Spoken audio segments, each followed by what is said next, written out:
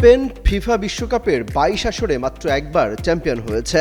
১৬ বছরের ব্যবধানে সেই দলটি আবারও চ্যাম্পিয়ন হতে যাচ্ছে এমন তথ্যই দিচ্ছে এআই। ২০২৬ বিশ্বকাপে চ্যাম্পিয়নের রেসে সবার উপরে অবস্থান করছে লামিন ইয়ামালের দল।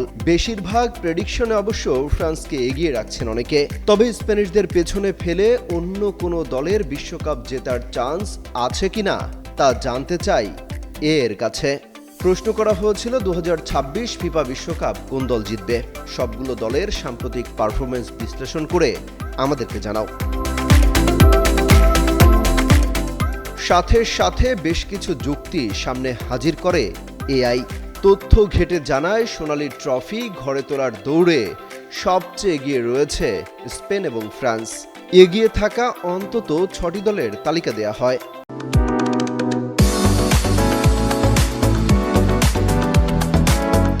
এআই যুক্তি দিচ্ছে সাম্প্রতিক ফর্ম এবং শক্তির জায়গায় সবার উপরে স্পেন, কারণ তারা বর্তমান ইউরো চ্যাম্পিয়ন এবং অসাধারণ পাসিং ফুটবল এবং কৌশলগত ঐক্যের কারণেই তাদের চ্যাম্পিয়ন হওয়ার সম্ভাবনা সবচেয়ে বেশি।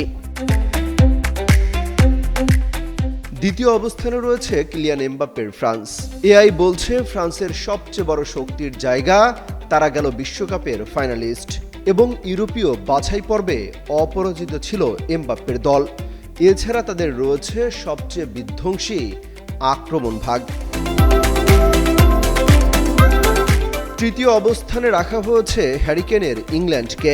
বলা হচ্ছে বাছাই পর্বের সব ম্যাচ ক্লিনশিট রেখে পারফেক্ট রেকর্ডে কোয়ালিফাই করেছে। চতুর্থ অবস্থানে রয়েছে ব্রাজিল। মূলত সেলেসাওদের এগিয়ে রাখা হয়েছে গোছানো রক্ষণ ভাগ এবং দাপুটে আক্রমণ ভাগের কারণে। বিশ্ব চ্যাম্পিয়ন হওয়ার দৌড়ে পঞ্চম অবস্থানে রাখা হয়েছে আর্জেন্টিনাকে। বর্তমান চ্যাম্পিয়ন হওয়ায় বেশ আত্মবিশ্বাস নিয়ে মাঠে নামবে তারা।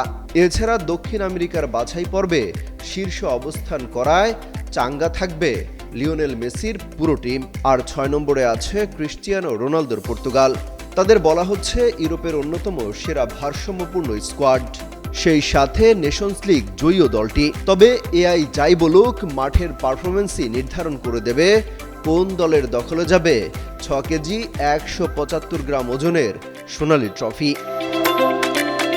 অমিত হাসান রবিন, যুগান্তর নিউজ।